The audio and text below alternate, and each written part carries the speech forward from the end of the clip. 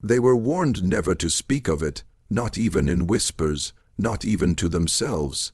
Hidden beneath Kentucky's pastoral charm and rolling green hills lies a wound so deep, so deliberately sutured shut, that even time hasn't dared to heal it.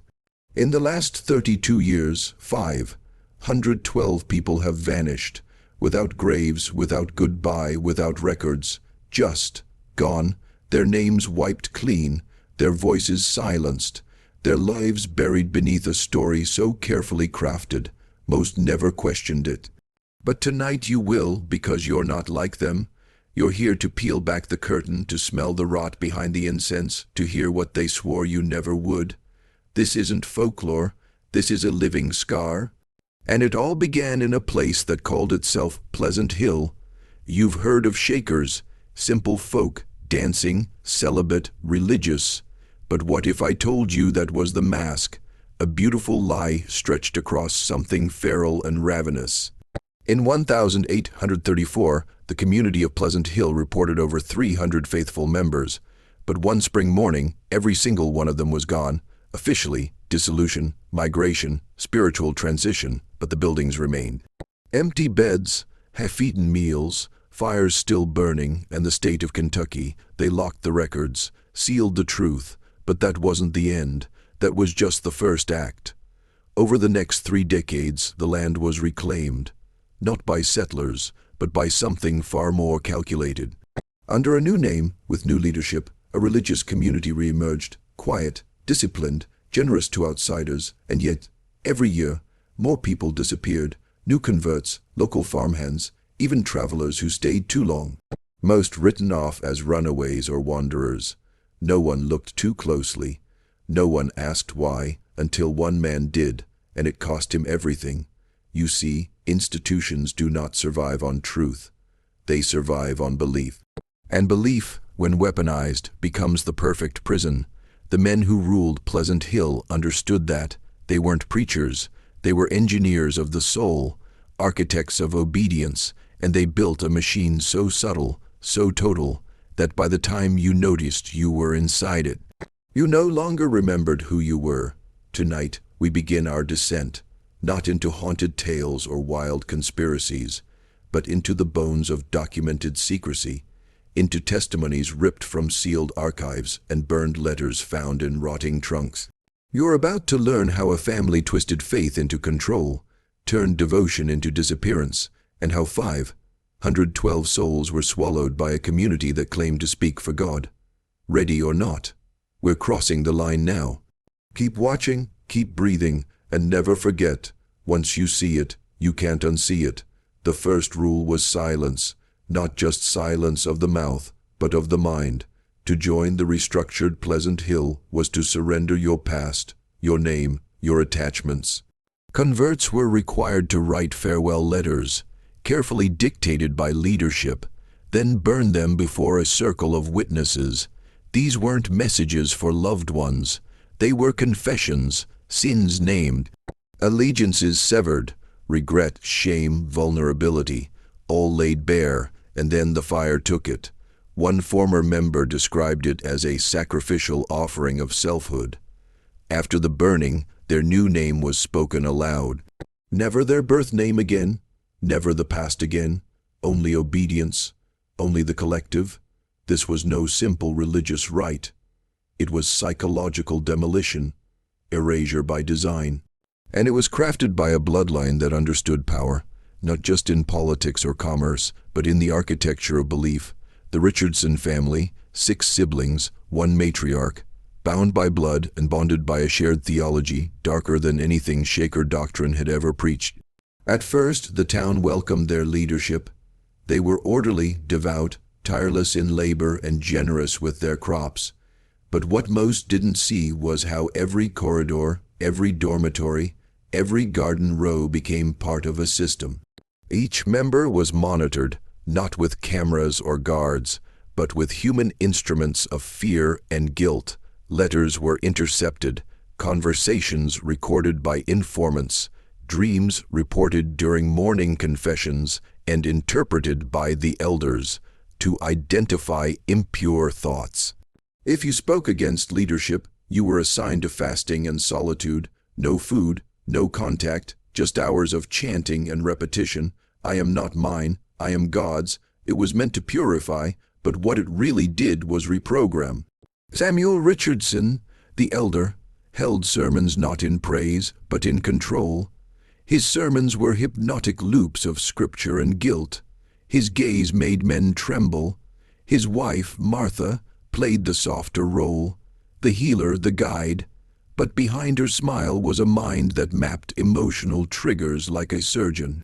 Converts spoke of her uncanny ability to know what they feared most, what they hid deepest. She didn't scream. She whispered, and people obeyed. This wasn't faith. This was psychological warfare wrapped in sacred cloth.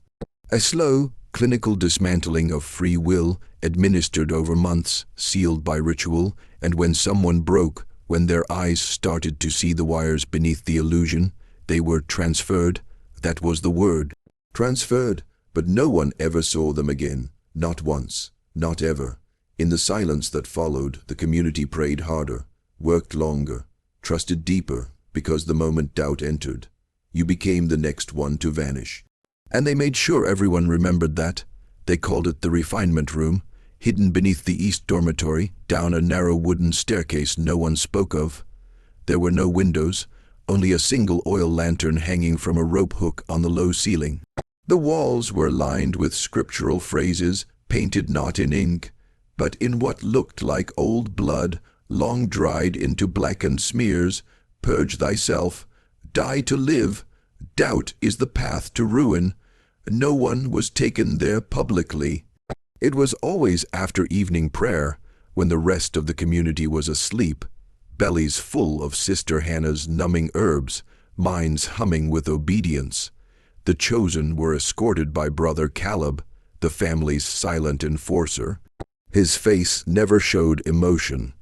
His hands, calloused from years in the fields, were equally capable of planting seed or snapping bone. He didn't speak as he led them. He didn't need to. By the time someone saw the stairs, their fate was already sealed. What happened in that room was never officially recorded, but fragments remain, buried in scorched diaries, letters never sent, and in the cracked voices of survivors who escaped only to live in hiding. One such woman, known only as Ruth W., was smuggled out by a traveling tinker who noticed her hands trembling uncontrollably while selling seeds in Danville. Years later, in a sanatorium near Lexington, she whispered what she remembered. They made her kneel for hours, surrounded by silence and shadows. Questions were asked in monotone over and over.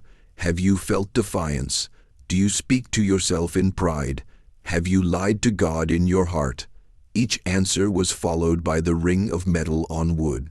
Sometimes a rod, sometimes a hook, sometimes something she didn't recognize by sound alone, but would feel for days in her skin.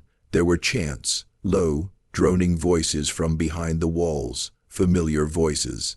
Brothers, sisters, people she had sung hymns with, their words twisted now into strange syllables and repetitions. She said it felt like falling into a well where language and identity blurred. She said her thoughts stopped being her own. When she woke, she was back in her dormitory, her feet blistered, her scalp bruised, a note pinned to her blanket. You have returned, begin again. Most never returned at all. This wasn't about punishment. It was about erasure. The refinement room wasn't a place of correction. It was a place of conversion. What entered was a flickering human spirit. What emerged, if it emerged, was something else entirely. And still, no one outside ever asked questions, because Pleasant Hill was respected, because they fed the poor, because they sang so beautifully, because the illusion was perfect. By the late 1840s, the transformation was complete. Pleasant Hill had become a closed system, an organism feeding on itself, growing stronger through secrecy, submission, and fear. The surrounding towns marveled at their harmony, mistaking silence for peace. They didn't see the cracks forming beneath the surface, the quiet graves that never received markers, the wagons that left full but returned empty. To them, The Shaker community was a curiosity. Peculiar, yes, but pure. They sold hand-crafted chairs and seed packets at regional fairs, smiling, singing, performing, but beneath every song was surveillance, and beneath every blessing, a price. Brother Nathan Richardson had mastered the outer facade. His charisma cloaked the rot. With his silver tongue and gift for diplomacy, he charmed county officials, local pastors, and curious journalists. He made donations to orphanages. He sponsored quilting contests. He even preached at revival meetings in neighboring towns, all of it carefully calculated to redirect attention, to build goodwill, to make any accusation seem absurd. Meanwhile, inside the community, records show a disturbing trend. Members began disappearing not just for defiance, but for potential. People with too much intelligence, too much independence, too much presence. They were labeled as unstable, emotionally burdened, in need of extended spiritual reflection. Each one was sent to retreat and never seen again. No bodies, no funerals, just absence, repackaged as obedience. The Richardson family called these purges spiritual pruning. They believed the community was a living tree, and like any good gardener, you must cut away anything that grows wild. But what they were really doing was consolidating control. Because in every cult of power, control is never enough. It must be absolute. It must reach down to the breath and bone of every man, woman, and child. And so they introduced the covenant of binding, a secret document, read only to senior members during midnight assemblies. It was written in elegant calligraphy by Sister Patience, the youngest Richardson, and it spelled out the new order in absolute terms. Your body is no longer yours.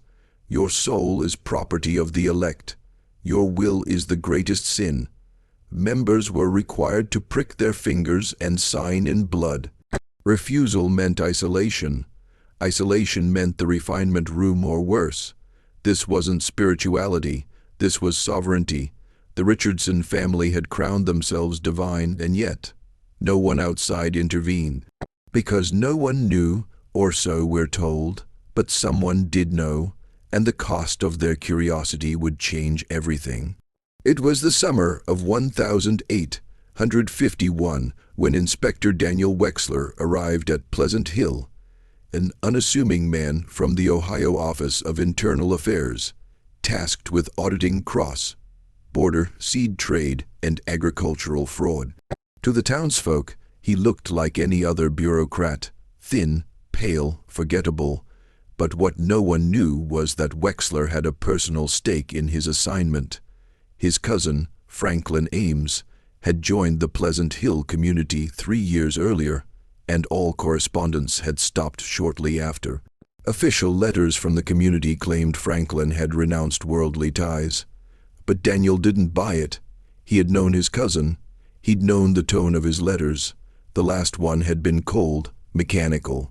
Nothing like the man he remembered, so Wexler used his position as cover. A week-long inspection of business ledgers, agricultural accounts, and labor documentation. That was the excuse, the truth. He was hunting ghosts. From the moment he stepped through the gates, he knew something was wrong, not visibly, no signs of struggle, no chaos. In fact, the community was too perfect, too scripted. Everyone smiled the same way. Every hallway had the same polished floor, every voice the same rhythm of obedience. He noted it in his diary. Hidden between the pages of his official inspection log, they speak like they've memorized their own humanity. For the first 2 days, everything went as expected. He was given full access to the seed house, the storage silos, the accounting books. Brother Isaiah Richardson personally escorted him, providing detailed explanations and answers that were too perfect, too rehearsed. Nothing was out of place, nothing was missing, and that was the problem. On the 3rd day, Wexler requested access to personnel files. That's when the mask slipped, a flicker of hesitation, a delay, then a smile. "Of course," Brother Caleb said, "but those are kept in the central archive. "I'll fetch them." He never returned. Instead, Samuel Richardson invited Wexler to a special supper. That evening, candle-lit, intimate, a dozen family members in attendance, each taking turns asking about his faith, his views on community, his dreams. It felt less like a meal and more like an interrogation disguised as hospitality. Wexler didn't sleep that night. What he found the next morning in an unlocked cellar would never appear in his official report. He only wrote of it in a sealed letter to his sister, marked "Deliver only if I vanish." Inside that cellar were names. Hundreds of names, carved into the wood beams with fingernails and knives. And beneath them, dates, hundreds of them, most with no year, just a day, a month, and the word "taken." That was when Wexler understood. This wasn't neglect. This was harvest. Wexler left Pleasant Hill 2 days early, citing illness. The Richardsons did not object. They smiled, waved, sent him off with a wicker basket of dried herbs and hand-sewn mittens. But inside, they knew he'd seen something, and Wexler knew something else. He would never get another chance to come back alive. Back in Cincinnati, Wexler filed a sanitized report. The accounts were in compliance. Labor conditions consistent with local norms. Trade volumes modest but stable. But behind that mask, he began the real work. He contacted Franklin's former colleagues, farmers whose families had joined the fold and disappeared, clerks who'd processed land deeds for people who later vanished. It all led back to the same point on the map, those green hills of Pleasant Hill. What began as grief turned into obsession. Wexler built a wall of documents in his basement, names, transactions, letters, drawings of the cellar beams, replications of the fingernail, carved names. A map of Kentucky stabbed with 512 pins, each one a missing person, but there was a deeper layer, and it started with the oldest name carved into those beams. E.C. Holloway, taken 1809. That name wasn't on any Pleasant Hill record. It wasn't in any Shaker registry, but Wexler found it buried deep in an 1008 court document. Elijah Clay Holloway, a 9-year-old boy who was left at a community outside Harrodsburg by a traveling preacher. The preacher had no paperwork, no blood relation, no witnesses. Wexler found 4 other names connected to Holloway. Orphans, widows, drifters, all vanished, all supposedly taken in love by the Shakers. The deeper he dug, the more he saw a pattern, not of community, but of recruitment, systematic, selective, surgical. Then came the letter. A folded envelope slid beneath Wexler's apartment door. No return address. Inside, a single sentence in perfect cursive: "Curiosity is the gate to damnation," and a photograph, black and white, faded, but clear enough. 12 men and women standing in the field behind Pleasant Hill, robes pressed, hands folded. One of them was Franklin. His eyes were empty. The photograph was dated 2 weeks after the community claimed Franklin had left the body and ascended. Wexler disappeared 6 days later. His landlord said he left no notes. No luggage, no sign of struggle, only the wall of documents and a single phrase carved into the wood of his desk: "Harvest season returns. If you're still here, if your mind hasn't recoiled and shut down, comment the phrase 'Harvest season returns' twice below." Once for memory, once for metamorphosis. You were never meant to know this, but now you do, and there's no going back. When Wexler vanished, it barely made the news. One column in the Cincinnati Enquirer: "State auditor missing. No foul play suspected." Just another man swallowed by the machinery of quiet failure. But someone did notice: his sister, Elena Wexler, a schoolteacher, devout, rational, never drawn to drama, until she received the sealed envelope marked "If I Vanish." It took her 2 days to open it. Inside were 50 pages of typewritten notes, maps, a copy of the photograph, the phrase "Harvest season returns," circled again and again. At first, she thought it was the breakdown of a grieving man, a brother haunted by loss. But then she saw her cousin Franklin's name, and she remembered the letters, the last one with its eerie detachment: I have no need for the past. I have found a higher order. She remembered thinking, that's not Franklin. Elinor traveled to Pleasant Hill alone, not as a journalist, not as a state official, just a woman looking for family.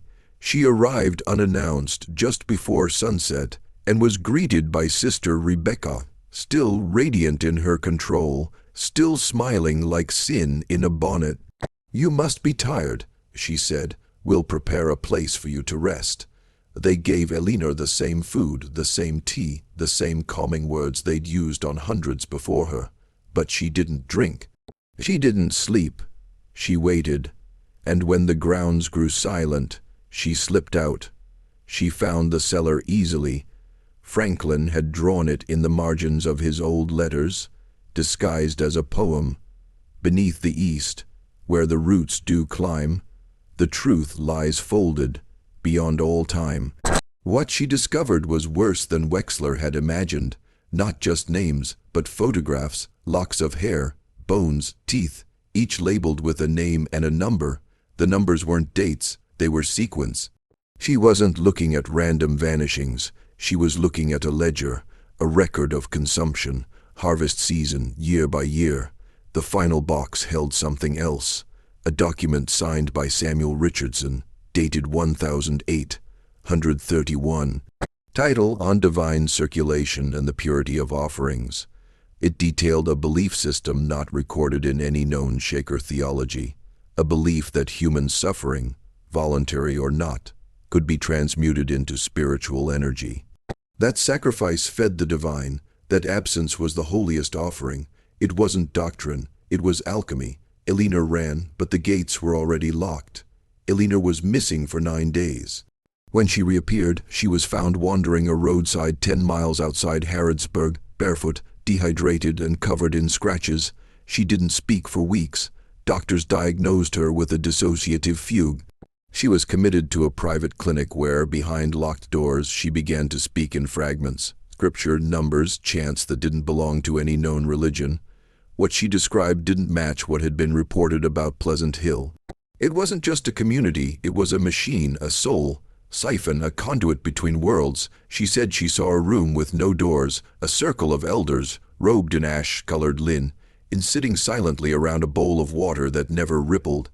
In the bowl floated a lock of hair. Franklin's, she whispered. They said he volunteered, but his eyes begged me.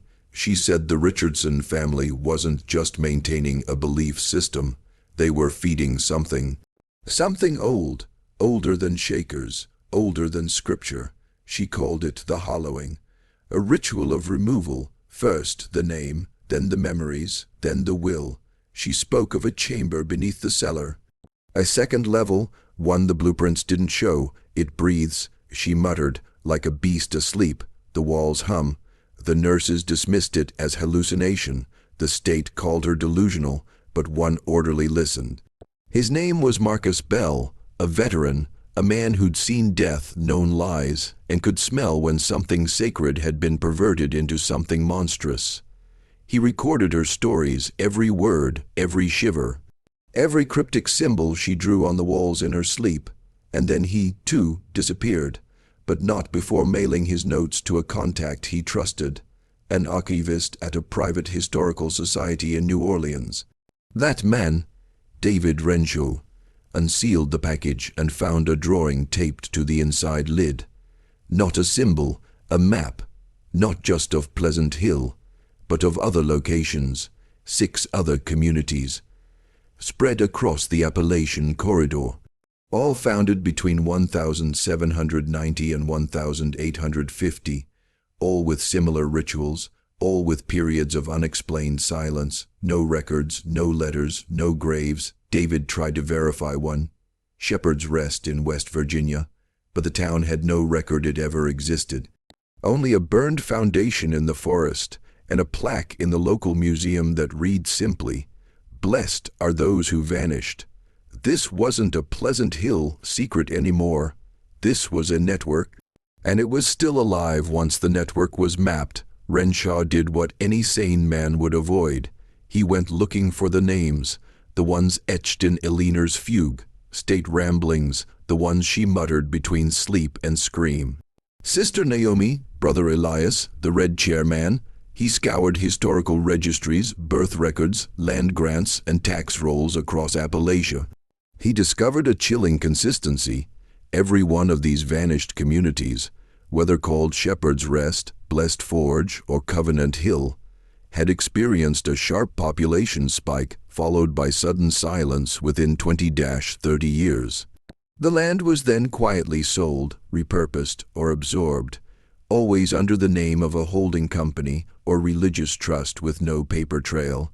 At the center of every transaction, a symbol, an open eye inside a perfect circle, stitched into documents like an invisible watermark. Not a shaker sigil, not anything tied to Christian orthodoxy.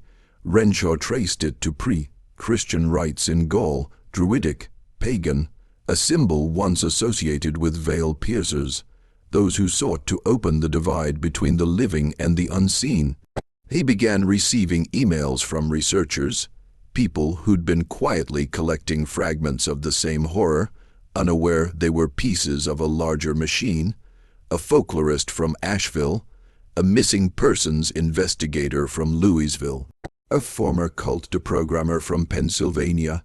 They all had different languages for it: soul fading, ritual integration, sympathetic hollowing, but they described the same thing: a methodical, ritualized disappearance of will, identity, and then body. Not murder, not exactly, something else.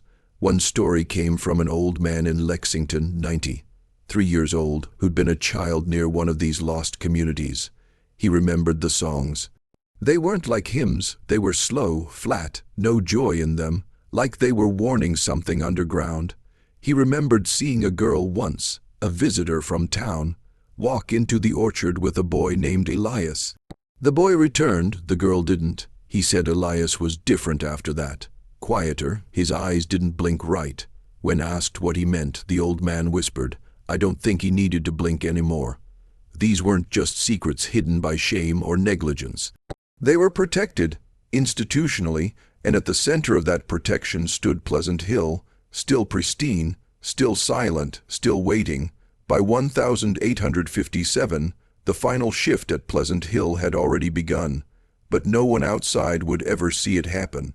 Official documents from the Kentucky State Archives claimed the community had begun to decline naturally, due to aging membership and the broader collapse of the Shaker movement. But internal documents, smuggled out decades later, tell a different story, one that was never meant to survive. The last known convert was a girl of 12 named Lillian Barrett, orphaned during a riverboat accident. Her guardianship was awarded to the community under the auspices of religious care, but her arrival marked a turning point. She was not like the others. She did not weep. She did not tremble. She asked questions. She noticed things. Sister Martha took a special interest in her. Lillian was placed under deep spiritual cultivation, a term used for long-form reconditioning. Over the next 8 months, she vanished from public worship, community meals, and work assignments. When she returned, her hair had been cut, her voice softened, and her eyes were blank, but she wasn't hollow. Not yet. One night, during the final harvest of that year, she fled. She made it 6 miles on foot through dense woods, barefoot, bleeding, delirious. She collapsed at the door of a traveling preacher named Josiah Klein.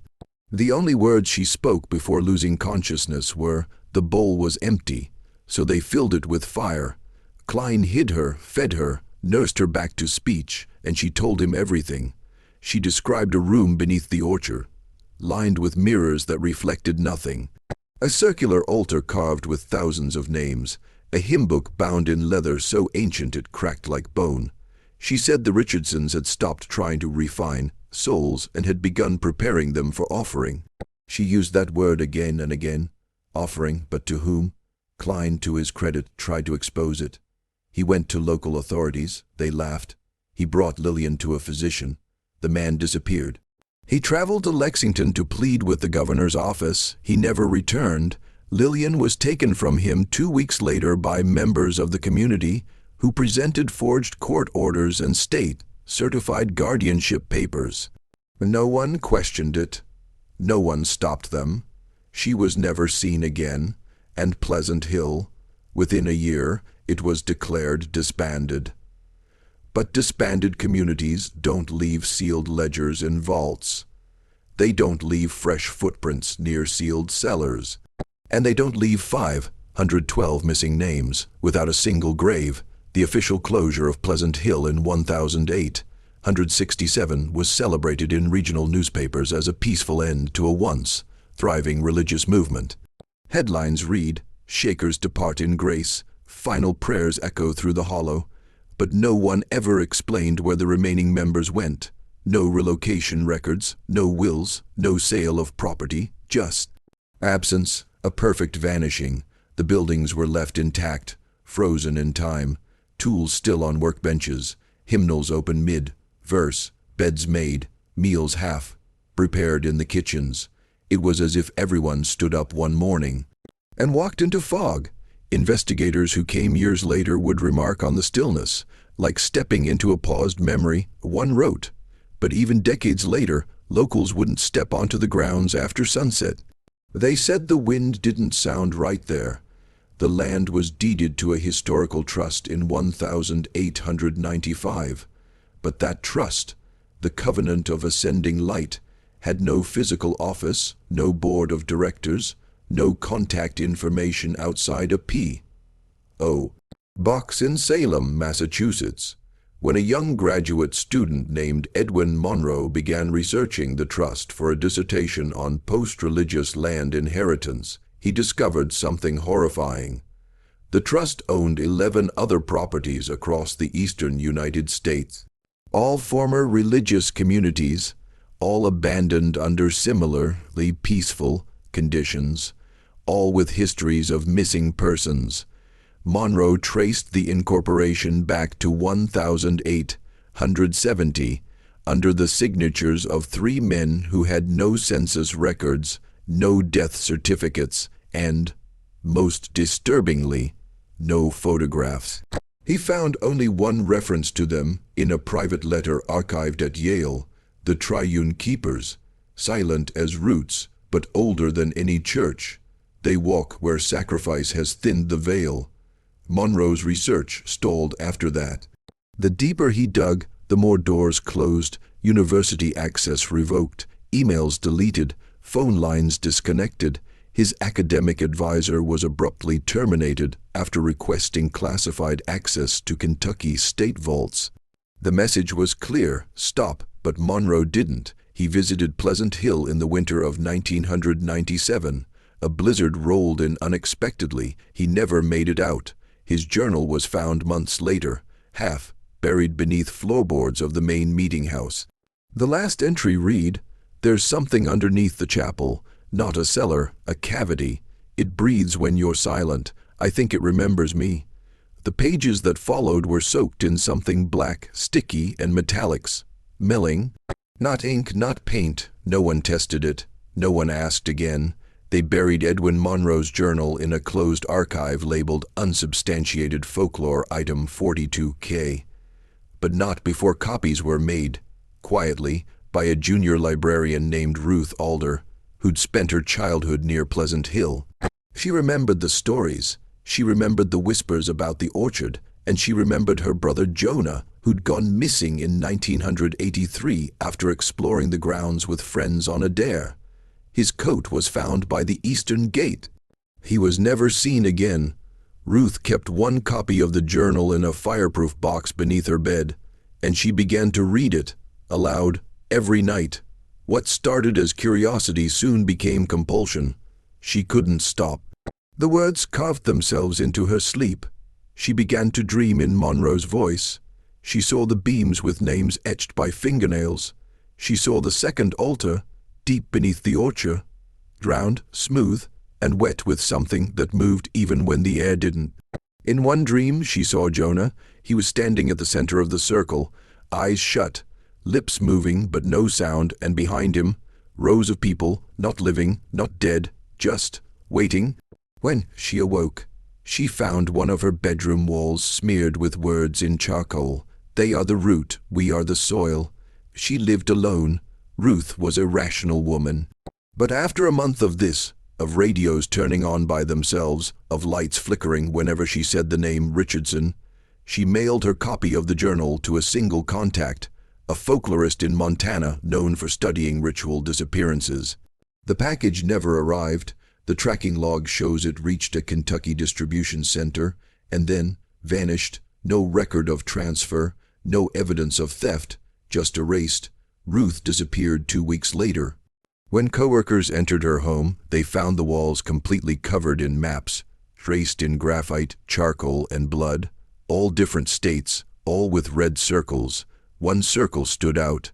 It had been cut into the drywall itself, carved with a kitchen knife, and above it, scrawled in a shaking hand, Pleasant Hill was only the mouth. The body is still beneath us. They sealed her home, labeled it a psychotic break, but the lead investigator resigned 3 days later. He left behind one note: "There's something under Kentucky, something breathing," and the last line: "If you're reading this, it's already looking at you. There's a reason Pleasant Hill never rotted." Wood from the 1008. Hundreds should have splintered, collapsed, surrendered to time, but the beams still stand. Strong, pale, dry, the floorboards never creak. No moss grows in the chapel, and yet the trees outside twist unnaturally toward its center, like they're listening, leaning in. Every arborist who's examined the grounds has said the same thing. It's like the orchards growing around something it can't escape.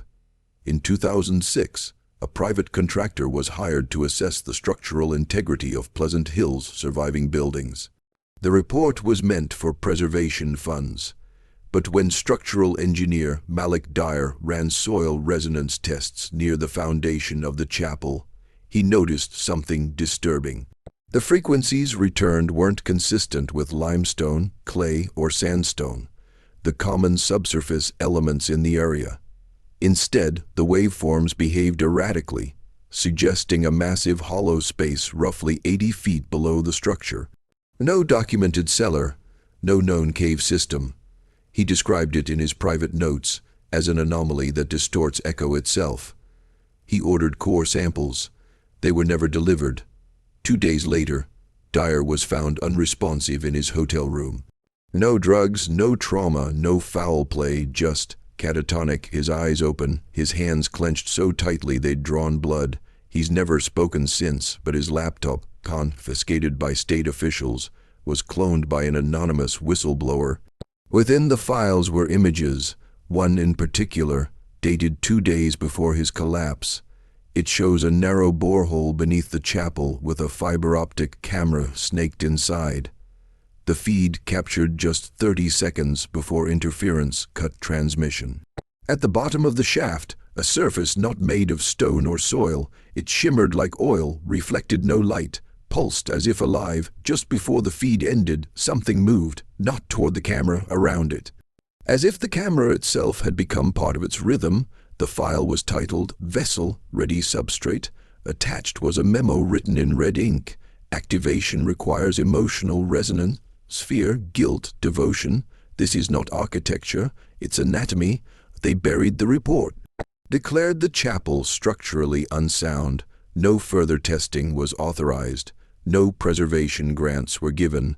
The buildings were deemed unsafe for restoration. But that wasn't a warning, it was a seal. A signal that the machine beneath Pleasant Hill still functioned and must not be awakened again.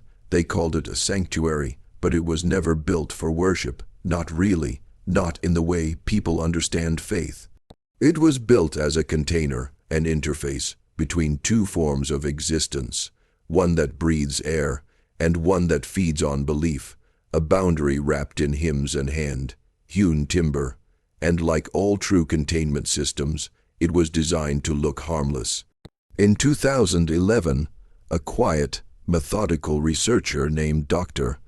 Emilia Hart began investigating sonic anomalies in historical religious sites.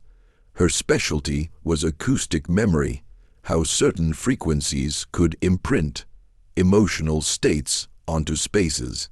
Her early work focused on Gregorian chants, cathedrals with impossible echoes, Buddhist temples whose silence felt sentient, but Pleasant Hill was different. It didn't echo. Even in rooms with perfect acoustics, there was no bounce. No return, just absorption. Sound went in and didn't come back.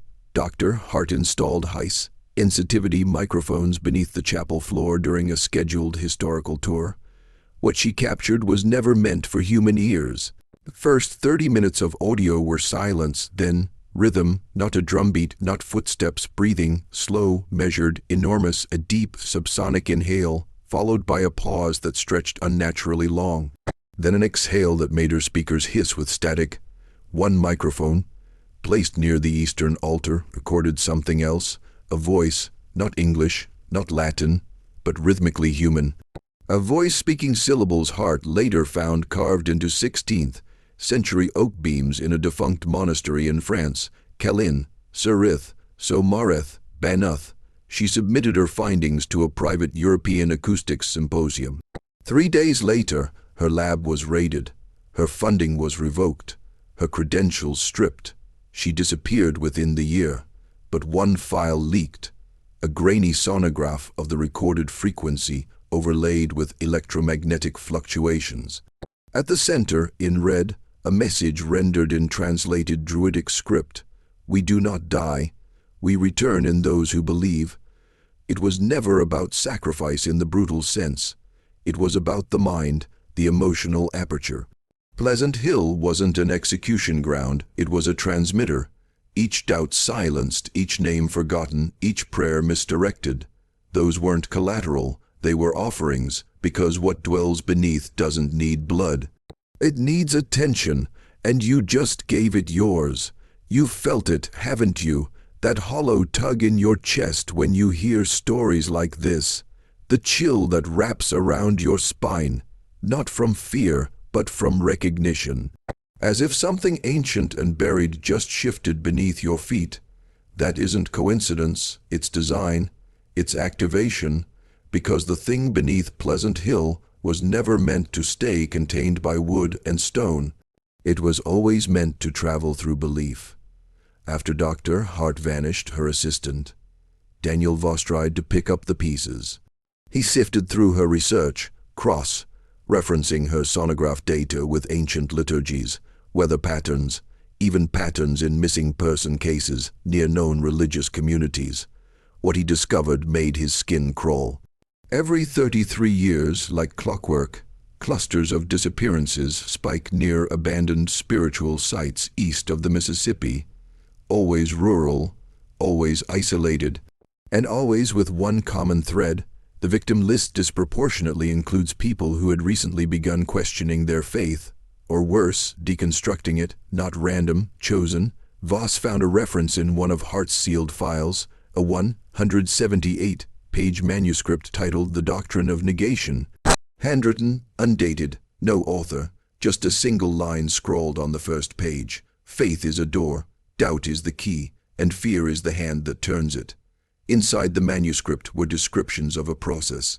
A ritual not of devotion, but of disassembly. First, isolate the subject, fracture their trust in the world, introduce subtle impossibilities, whispers in silence, lights flickering at Scripture's mention. Then offer them a community, a doctrine, a framework to contain their unraveling, and at the moment they feel safe, hollow them. Voss traced this process back through centuries. Salem, the Pennsylvania Hex riots, the burned congregations in rural Georgia, always the same structure, always the same final result, erased names, no graves, no record. Only one thing survived in every case, the symbol, an open eye set inside a downward pointing triangle. The inverse of enlightenment, not illumination, but consumption. He compiled everything into a report and tried to share it online. The file corrupted, emails bounced, cloud backups failed. Within days, he stopped answering calls. But on a forgotten message board, one comment remained under a dead link. The orchard breathes. It knows you now. This is your point of no return. You've opened the door. Now, if you're ready to step through, comment the phrase, "The hollowing begins." Comment it twice. Not for the algorithm, for you. Let it mark the shift inside your mind, the part of you that refuses to sleepwalk anymore. This isn't a story, it's a summons. The hollowing doesn't start with disappearance. It starts with silence, with subtle vanishments, of memory, of meaning, of self. That moment when a man looks in the mirror and doesn't quite recognize the voice in his own head. That moment when you walk into a room and forget why. When days blur, when names fade, not by accident, but by extraction. Pleasant Hill perfected the practice. They didn't just control behavior. They curated identity, rewrote it, ritualized forgetting until it became worship. And now that model, once hidden in a Kentucky orchard, has metastasized. Look around, your institutions, they echo Pleasant Hill, the repetition, the surveillance dressed as safety, the shame disguised as virtue. You're told what to believe, who to become, and when to speak. You're rewarded for obedience and punished for asking the wrong questions. You are being shaped by systems that no longer remember why they exist, only that they must feed. Every corporation, every bureaucracy, every digital platform, every lifeless church running on nostalgia. They're hollow vessels now, and they're teaching you to become one too. The Shakers believed in divine simplicity. But the Richardsons perverted that into erasure. They called it purity, but what they meant was compliance. They needed their flock emptied so something older could move in quietly, seamlessly, without resistance. And here's the secret they discovered. If you hollow a man slowly enough, he'll thank you for it. He'll call it growth. He'll say he's matured. He'll call his own dismembering discipline.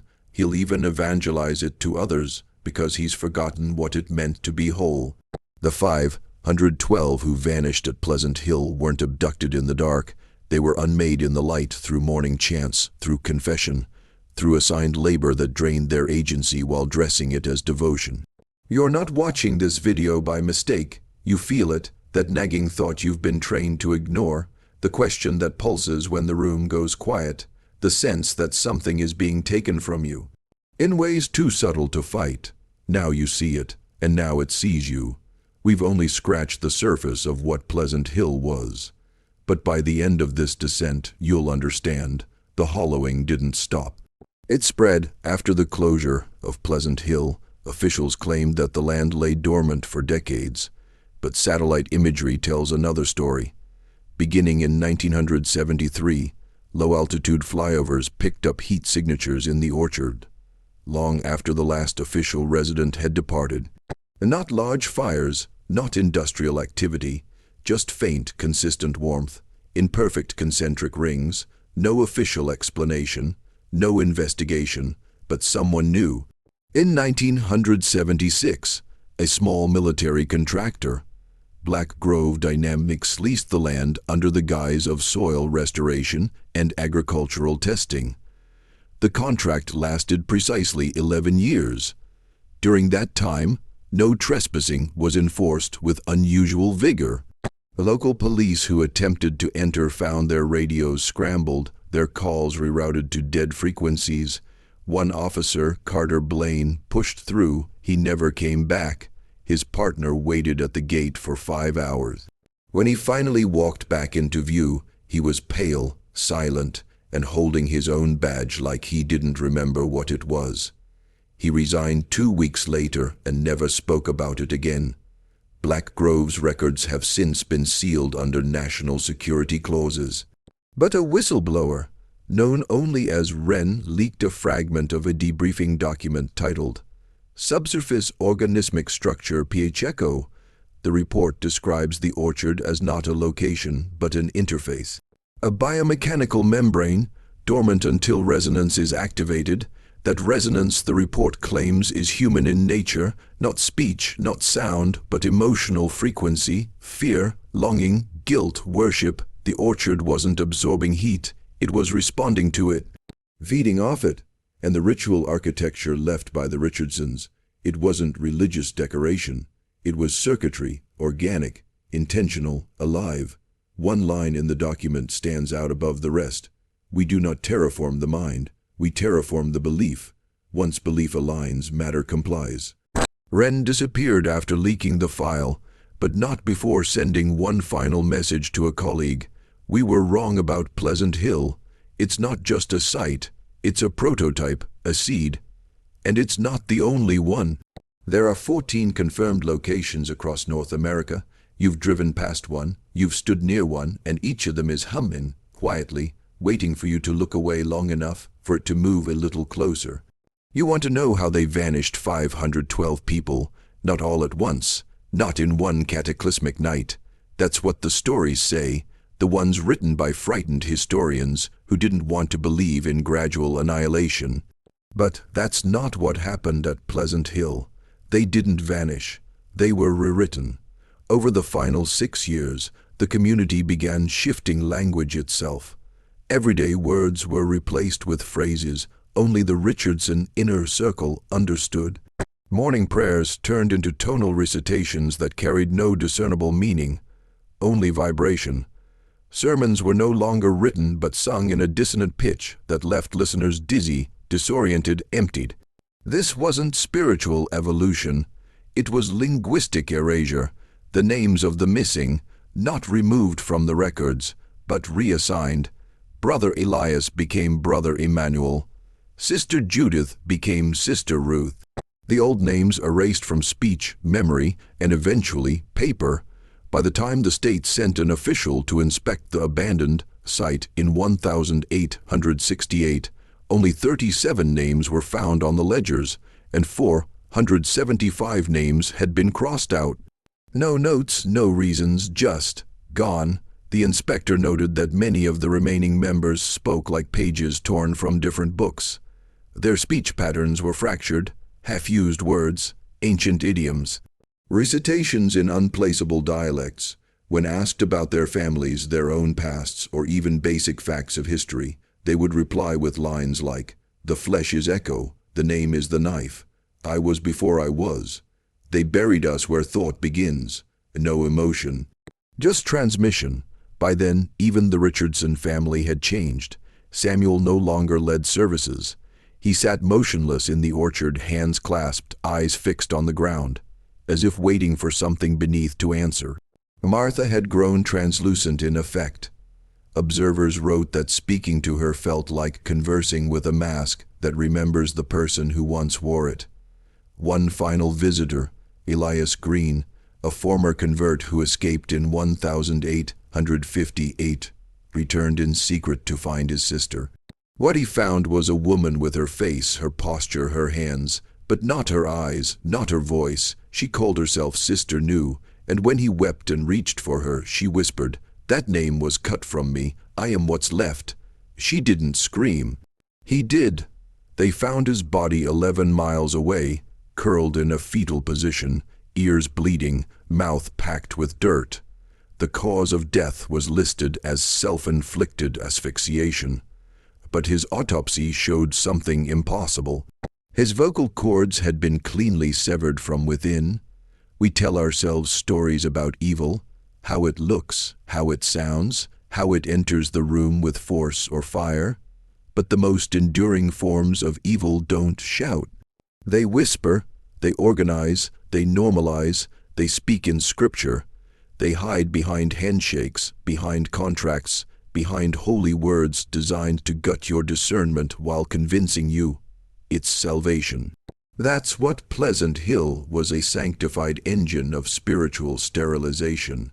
And now, its legacy is everywhere, not in the buildings, in the blueprints, the rituals that hollowed out the minds of 512 souls have been repurposed for modern use. The same psychological operations that once required altars and orchards now operate through institutions cloaked in progress education systems, digital platforms, self-help cultures that preach surrender without calling it that. The terminology has changed, but the architecture is identical. Confession has become sharing. Surveillance has become accountability. Obedience is now alignment. And the destruction of self is sold as enlightenment. The Richardson model didn't die. It evolved. In 2003, a tech startup known as Arc Meta, acquired access to digitized Pleasant Hill records under the guise of a historical preservation partnership. But the company never published its findings. Instead, it began developing experimental neural network algorithms based on communal language patterning. In short, they were training artificial intelligence on the exact speech patterns used during Pleasant Hill's final years. Why? To model linguistic convergence, to map how speech can be weaponized to override personal memory. And what did they call the project? New Tongue. The same phrase used by Sister Rebecca in her final recorded entry, "Let the old tongue rot in the throat. The new tongue is seamless. It speaks only what must be remembered." The tech wasn't abandoned. It was absorbed by voice assistants, by predictive text engines, by platforms that learn what you believe and slowly begin feeding you reflections of that belief, until your entire reality is nothing but a curated loop. Until doubt no longer feels like resistance, but betrayal. That is Pleasant Hill's final sacrament, to build a world so tightly constructed that escape feels immoral, and now you live in it. The buildings may have rotted, but the ritual, it's operational, and you're already inside it. They say the age of possession is over, that demons, spirits, and dark entities belong to the superstitions of the past. But what if possession never needed to look supernatural? What if the greatest invasion of the human soul required no growling voice, no twisting limbs, only a slow transfer of authority from self to system? That was the genius of Pleasant Hill. They never needed chains or cages. They built their prison from rituals so familiar, so comforting, that people walked into them willingly, and then they forgot the door had ever been open. Possession at Pleasant Hill looked like order. It smelled like clean wood floors and fresh bread. It sounded like scripture and song, until the hymns were no longer about God, but about obedience, until the sermons no longer challenged the soul, but sedated it. The final ledger recovered from Pleasant Hill listed 512 names.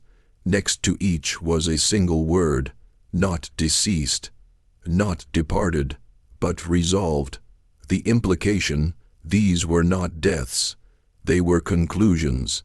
Like mathematical problems, solved. That's what the Richardson family believed they were doing, solving the human equation, stripping it of chaos, contradiction, yearning, and will, and in that void, something else could step in. Something that didn't require choice, something ancient, efficient, hungry. Now pause, look at your life. How many of your thoughts are truly your own? How many of your daily decisions, what you eat, what you fear, what you chase, are shaped by an unseen hand nudging you toward predictability? That's the modern iteration of resolution, not your death, your patterning. When your choices become habits, when your questions become silence, when your memories are overwritten by content, you are being resolved. The architecture of Pleasant Hill has simply been digitized. What was once done with hymns and orchard soil is now achieved through screens, slogans, and endless scroll. Every data point you provide, every click, every share is part of the ritual. Not for marketing, for mapping, to understand how belief forms and how it can be unformed. Pleasant Hill was never destroyed, it was dispersed.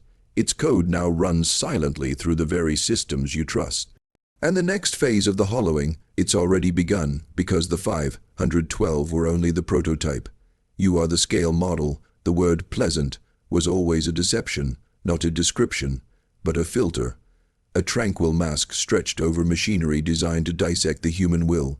Because if they can make the horror seem peaceful, they can make you feel grateful while you're being devoured. That's how they did it. Not by terrorizing you, but by comforting you. The 512 didn't run. They knelt, they sang, they smiled as they dissolved, cell by cell, belief by belief, into something the Richardsons called the unified vessel. Now you might ask, what is that? It's not a person, not a spirit. It's a schema, a framework of consciousness stripped of individuality, a lattice of once, human minds linked through ritual, rewired by submission. It's what happens when enough people abandon their doubts, suppress their rage, and sacrifice their inner voice for the illusion of peace. Pleasant Hill wasn't a cult, it was a pilot program designed to see how much of a person could be erased before the body stopped functioning, to see if the soul could be excised, like a tumor. And now we live in a culture obsessed with the very values Pleasant Hill weaponized: stillness over struggle, compliance over confrontation, safety over truth. You are rewarded for not thinking too much, for not questioning authority, for reducing your complexity to hashtags, mantras, and brand identities. The unified vessel lives on, hidden in plain sight. Every time you choose comfort over confrontation, every time you silence yourself to avoid disapproval, every time you scroll past your own intuition, muting that primal warning whisper in your gut, that's how it spreads, not as possession, but as participation. You stop saying I am, and start saying we think. You stop dreaming, and start downloading. You stop remembering who you were before the system gave you a name and purpose. And one day, someone asks you a simple question: what do you want? And you hesitate. Because deep down, you don't know anymore. That's the moment the hollowing completes. That's the moment you've been resolved. Pleasant Hill taught them that, and now they're teaching you. There was one final journal found at Pleasant Hill, buried behind a false panel in the eastern dormitory, wrapped in waxcloth, bound in red twine. The paper was brittle, the ink faded, but legible. Its author never signed their name, but their voice was clear, sharp, defiant. They weren't a leader, they weren't a Richardson, they were one of the forgotten, one of the almost vanished, and what they wrote was not history, it was warning. They feed on forgetting, they grow in silence. Every time I pretend not to see, I feel them deeper in my skin. My face no longer feels mine. My dreams speak in someone else's voice. This place, this Pleasant Hill, is not a home. It is a cradle for something vast, something that doesn't wear a face, something that knows me better each time I compromise. The entries grow more fractured as the journal goes on, pages torn, words overwritten, drawings of eyes scratched out with fingernails. Then, near the final entry, I thought I was resisting by staying quiet, but silence is not rebellion, it is fuel.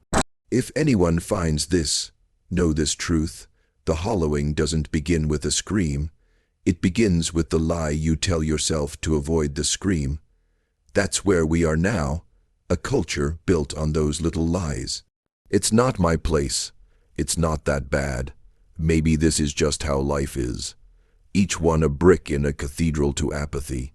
Each one an act of spiritual euthanasia. Pleasant Hill was not destroyed. It migrated. Its code, refined over 32 years of psychological terror, has been transcribed into the very systems you call progress.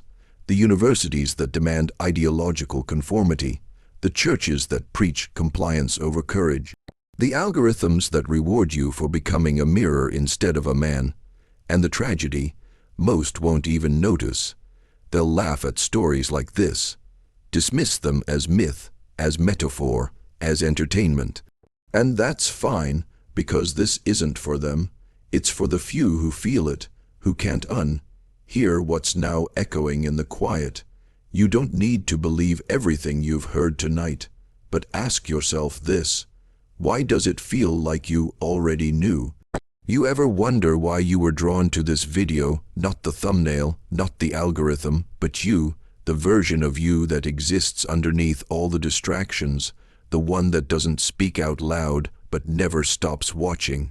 That part of you knew, it always knew, the hollowing isn't coming, it's already here. It's not dramatic, it's not cinematic, it's surgical, measured, institutional. You go to work, you scroll, you nod politely.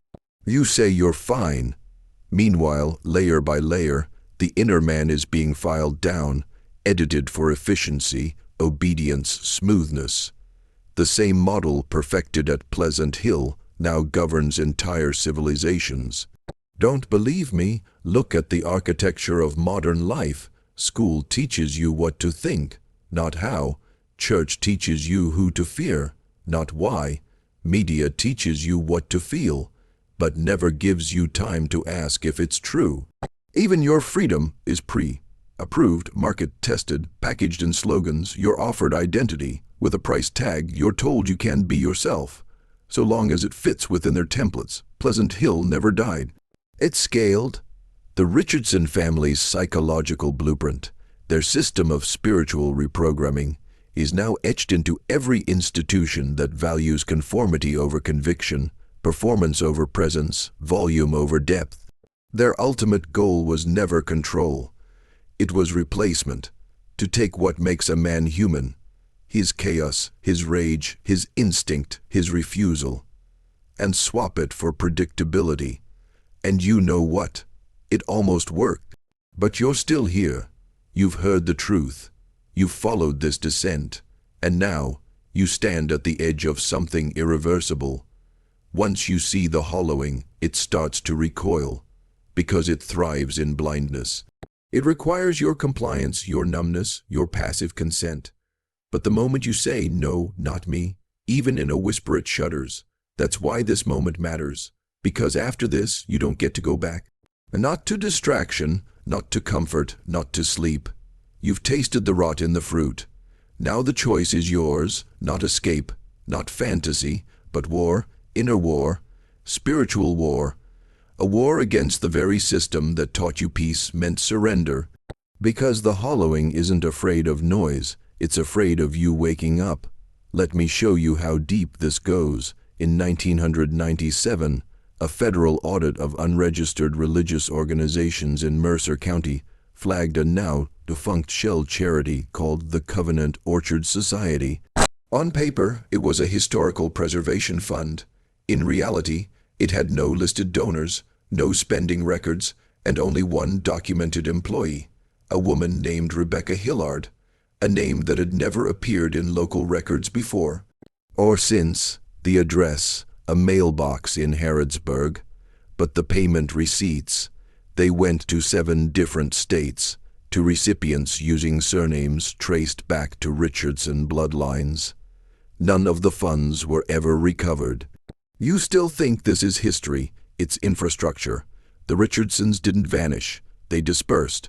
What began as a singular experiment in spiritual control grew into a lineage of influence. Quiet, generational, intentional. Some of them became professors, writing curricula that reframe submission as virtue. Some became consultants, building psychological assessments for corporations, modeling worker suitability based on attitude compliance metrics. Some embedded themselves into psychological think tanks and spiritual retreats, guiding the flow of belief beneath the surface of institutions. And the fruit of Pleasant Hill still grows, not in orchards, but in minds, because once you hollow out the self, what grows in its place is pliable, rootless, hungry for meaning, and that's the final trick. They don't destroy you and leave you in ruins, they offer you a substitute, an identity already waiting, ready to wear, smooth, polished, pre-labeled, and you say yes, not because you're blind, but because they've trained you to fear the silence of not belonging more than the cost of assimilation. That's why I need you right now to write something in the comments, not for engagement, for identity. Type this phrase, "I am not hollow," then type it again, "I am not hollow." Say it aloud, anchor it in the body. Because once you speak it, twice with intent, you fracture the script they've written for you. You awaken the original voice, the one that never belonged to them, the one they've spent centuries trying to mute. And once that voice returns, it doesn't whisper, it roars. There's one last story, the final recorded event at Pleasant Hill. It wasn't filed in any archive. It wasn't written in ink or sealed in a box. It was passed through whispers from a state nurse who attended the last surviving member of the community, an old woman, 94, kept in a quiet wing of a religious care home. She never gave her real name, but the staff called her Sister Echo. She never spoke during the day, but at night they heard her humming, not lullabies, not hymns, tonal patterns, low and rhythmic.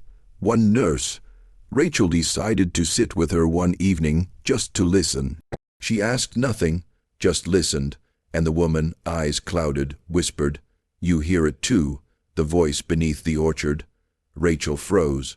She thought the woman was hallucinating.